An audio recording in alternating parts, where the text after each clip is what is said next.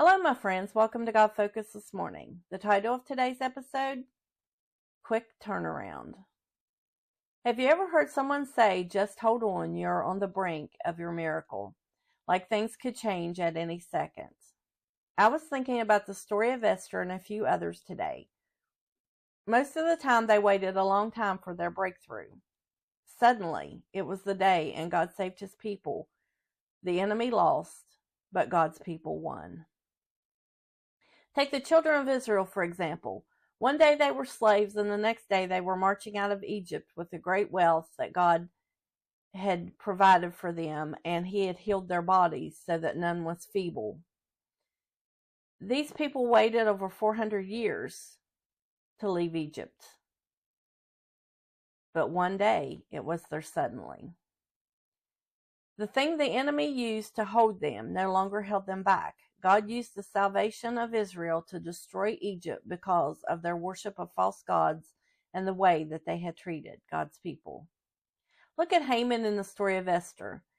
He was second in command next to the king. He was prideful. That pride became his downfall. He tricked the king into making a decree that the Jews would be killed on a certain day. He thought that he would be able to get rid of Mordecai because he hated him. Mordecai refused to bow to Haman, and it made him angry. The story goes that Esther approached the king to save her people from being killed, even though approaching the king without him asking for her could have meant her death. But when she boldly approached him, he asked for her petition. Instead of asking right there, she asked him to come to a banquet and to bring Haman. Haman was feeling important at this point, dinner with the queen and the king.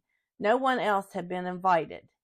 When the king asked her what she wanted, she asked him to return to dinner the next night, and then she would give him her petition. That night, Haman went home feeling pretty good about himself, but could not stop obsessing over Mordecai. His wife suggested that he build gallows for Mordecai, and that's what he did all night long. He built a 55-cubit high, or in our terms, 75 feet gallows. He wanted the whole city to be able to see Mordecai hanging there. The king couldn't sleep that night, and when he called for records to be read, he discovered that Mordecai had overheard a plot to kill him. He discovered that Mordecai had not been rewarded for letting someone know about the plot. The king was pondering the next morning how to reward him.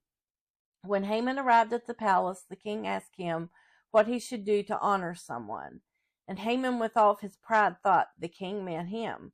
He thought up his best scenario.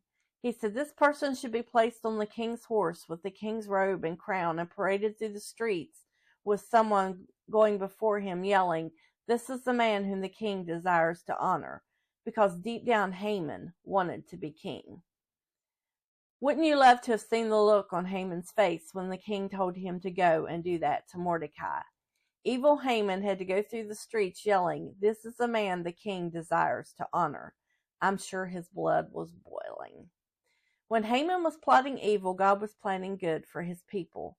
That night was Esther's second banquet. When the trap was sprung and Haman was exposed for his evil, he ended up hanging on the gallows for the whole city to see, the one he had built for Mordecai. God saved his people through the boldness of Esther. Haman went from being at the queen's banquet to losing out completely. Just as quickly, things looked bad for the Jews, and Esther went boldly before the king, and God saved them. Anytime we face the enemy, things look bad. We're sitting in a good position for things to turn around quickly. We just have to be strong and hold on until God gets things aligned in position to tear down the enemy while he elevates us. Hebrews 4:16. Let us therefore come boldly unto the throne of grace, that we may obtain mercy and find grace to help in time of need. So hold on, my friends, when things seem hard. Remember the stories in the Word of God. There are many things that seem hopeless, then God showed up. This is why we walk by faith and not by sight. Things look bad, but God will turn it around quickly once everything is in place. The old saying goes, it is always darkest before the dawn. So hold on for your miracle. It's on the way. And God will never forsake his people. Thanks for watching. Until next time, be bold, be brave, and keep your God focus. Like, share, and subscribe for more encouragement. Have a wonderful weekend.